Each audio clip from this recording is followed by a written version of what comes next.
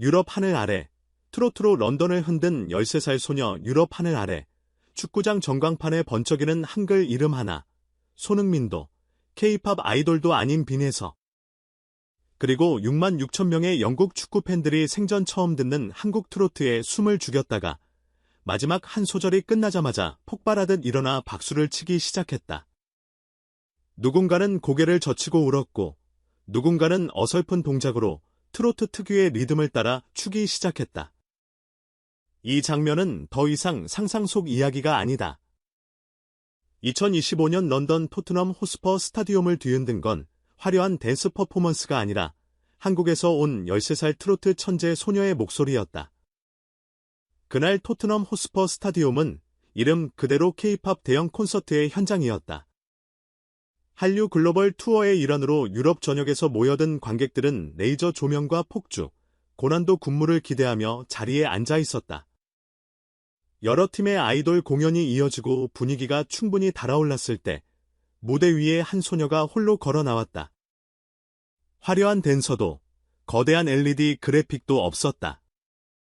단순한 조명, 마이크 하나, 그리고 한복의 선을 현대적으로 다듬은 듯한 의상.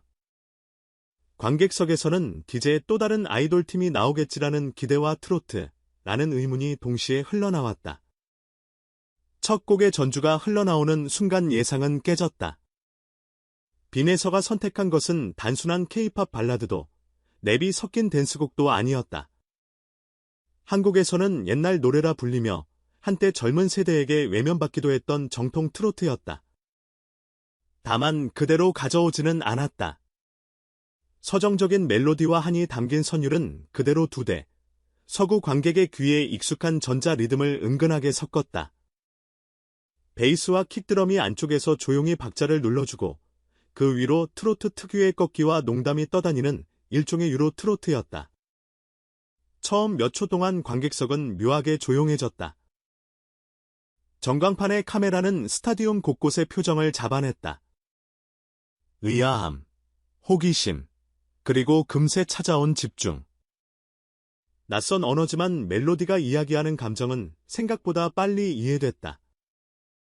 고향을 떠난 이들의 그리움, 돌아갈 수 없는 사람을 향한 애틋함, 사랑과 이별이 만들어낸 어쩔 수 없는 체념 같은 것들.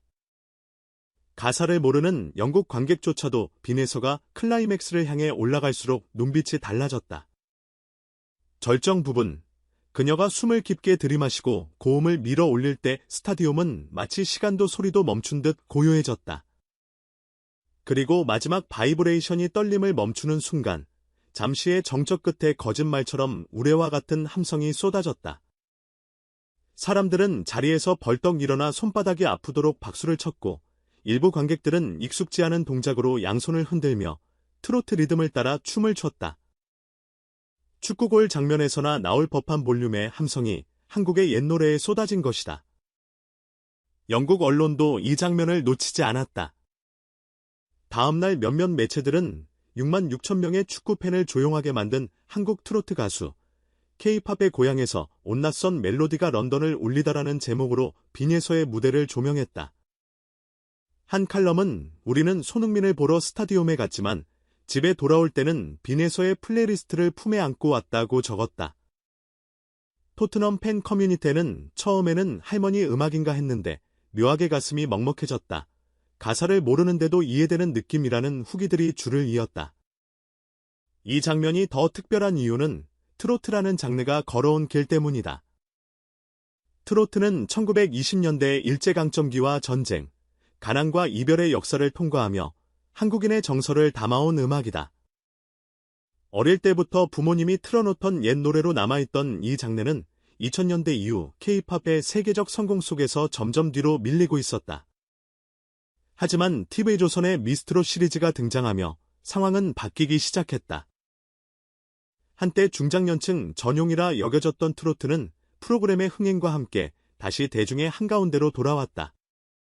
그리고 그 흐름 속에서 가장 뚜렷하게 떠오른 이름 중 하나가 바로 빈에서였다. 2012년 진주에서 태어난 그녀의 음악 인생은 화려한 연습생 생활이 아니라 평범한 일상 속에서 시작됐다. 아버지를 따라다니며 차 안에서 혹은 할머니의 무릎을 베고 듣던 노래들은 최신 팝이 아니라 이미자, 나훈아 같은 전설들의 트로트였다. 다른 아이들이 아이돌 노래에 맞춰 춤을 따라 출 때 어린 빈에서는 오래된 레코드와 라디오에서 나오는 트로트 멜로디에 집중했다. 할머니가 좋아하시던 노래를 부르니 제 마음도 찡했어요. 라는 그녀의 고백은 단순한 말이 아니었다. 불과 12살, 그녀는 존속 위기의 장르를 살린 그 무대, 미스트롯 3의 도전장을 내밀었다. 경력과 내공으로 무장한 언니들 틈에서 경험도 많지 않은 진주 소녀의 도전은 무모해 보였다. 그러나 첫 무대가 끝났을 때 평가의 방향은 완전히 바뀌었다. 선배 가수들의 눈가에 눈물이 맺히고 심사위원들은 이 감성은 나이로 설명이 안 된다고 입을 모았다. 비록 어린 나이였지만 진짜 상은 그 후에 찾아왔다. 방송이 끝난 지 몇 달 만에 그녀의 이름을 검색하는 사람들은 수십만 명으로 늘었고 팬카페는 몇 배씩 성장했다. 빈에서의 행보는 거기서 멈추지 않았다.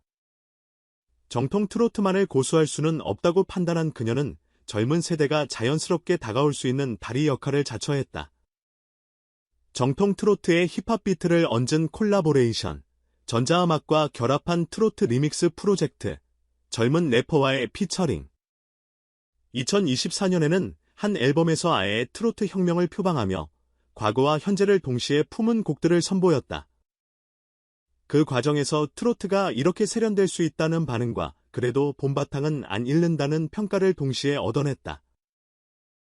SNS 역시 그녀의 무대를 전 세계로 퍼뜨리는 데 큰 역할을 했다.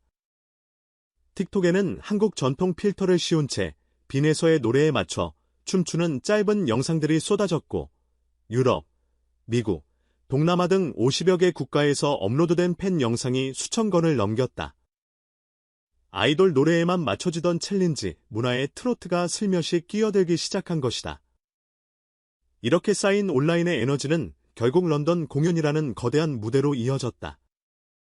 그렇다고 이 모든 것이 그냥 운 좋게 굴러 들어온 기회였던 것은 아니다. 런던 공연을 앞두고 빈에서는 3개월 가까이 준비에 매달렸다. 기본적인 영어 인사와 간단한 자기소개를 외우는 것은 물론 영국 관객들이 부담 없이 받아들일 수 있는 곡 구성과 편곡에 대해 현지 프로듀서와 수십 번 의견을 주고받았다.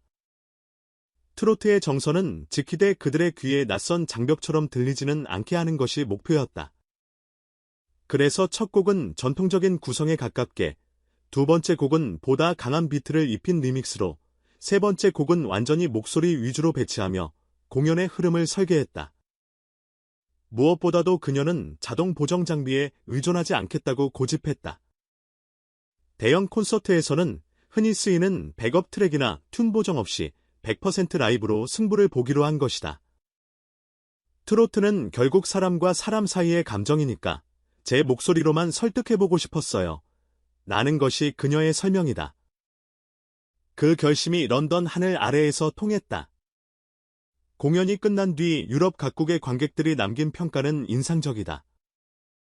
어떤 영국 팬은 말은 하나도 못 알아듣겠는데 어머니가 어릴 때 불러주던 자장가가 떠올랐다고 적었고, 독일에서 온 한 관객은 마치 우리 민요를 듣는 것처럼 편안하면서도 전혀 다른 문화의 향기가 느껴졌다고 평했다. 프랑스 팬은 기술적으로 뛰어난 가수는 많지만 이렇게까지 마음에 직접 손을 대고 오는 목소리는 오랜만이다 라는 댓글을 남겼다. 한국 안에서도 그 파장은 컸다. K-팝만이 한류가 아니다. 우리 부모 세대의 음악이 유럽 축구장을 울렸다는 자부심 섞인 반응이 이어졌다. 트로트를 옛날 음악이라며 가볍게 치부하던 일부 젊은 세대도 예서 양보니까 트로트도 충분히 멋있다라며 태도를 바꾸기 시작했다. 트로트 마니아인 부모가 자랑스럽다는 글, 딸과 같이 트로트를 듣게 됐다는 사연도 많았다. 결국 이번 런던 무대는 한 가수의 성공담을 넘어 한 장르의 가능성을 증명한 사건으로 남게 됐다. K-팝의 화려한 조명과 퍼포먼스 뒤에 숨어있던 한국 고유의 정서와 민요적 요소들이 세계 시장에서도 먹힌다는 신호탄. 방탄소년단과 블랙핑크가 길을 열어줬다면 이제는 트로트가 그 길 위를 걷기 시작한 셈이다. 빈에서의 이름을 둘러싼 이야기는 아직 끝나지 않았다. 진주에서 시작해 서울을 거쳐 이제 런던까지 닿은 이 길은 앞으로 어디로 이어질까? 다음 무대는 유럽의 또 다른 도시일 수도 있고, 전혀 예상치 못한 글로벌 음악 페스티벌일 수도 있다. 한 가지 분명한 건 그녀는 앞으로도 화려한 장치보다 자신의 목소리와 트로트라는 뿌리를 중심에 두고 움직일 것이라는 점이다. 트로트를 사랑하는 여러분, 그리고 이제 막 이 장르에 입문한 분들. 빈에서가 토트넘 스타디움에서 보여준 장면은 단지 영상 속 멋진 한 장면으로 끝나지 않을 것이다.